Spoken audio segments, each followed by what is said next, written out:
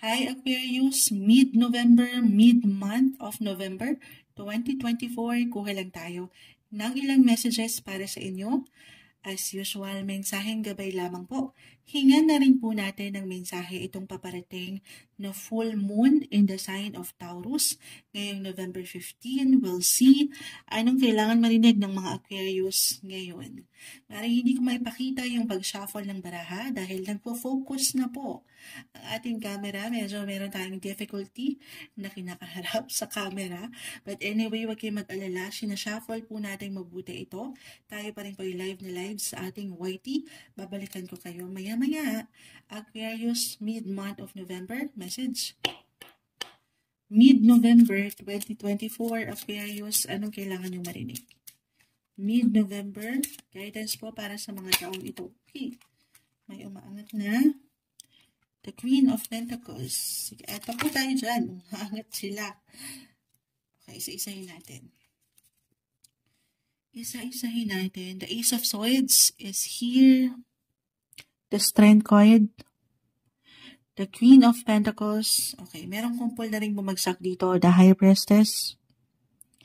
Aquarius. The King of Wands. Okay, medyo marami pala to. The High Priestess. Tayo po ay general reading. Still, just only take what resonates. The King of Wands. The Four of Cups. The Page of Swords is here. The Six of Wands and Seven of Cups. Okay. Aquarius, andito yung inyong power to step up, to level up, mapabuhay relasyon man yan, pamilya, trabaho. Marahil kailangan nyo na agad yun marinig. Unang-una pa lang, kahit na hindi pantay na naman si Moonchild, ang imbalance si Moonchild.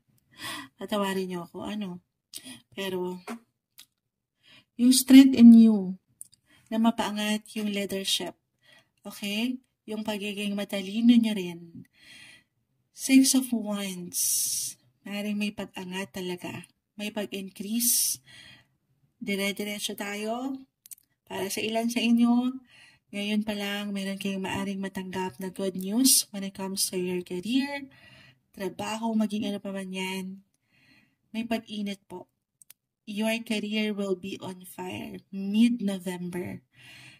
Or gaano ba yan kalaki kaliit, guys? Kahit sa simpleng recognition, appreciation.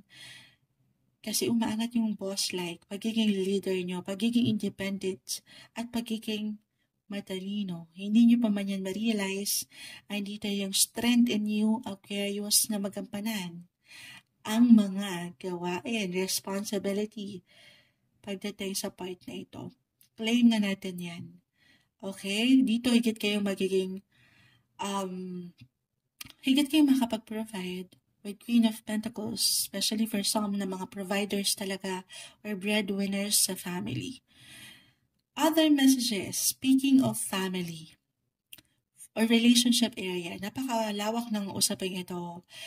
Your loved ones, meron kayong ilang extra attention or focus na bibigyan dyan. Four of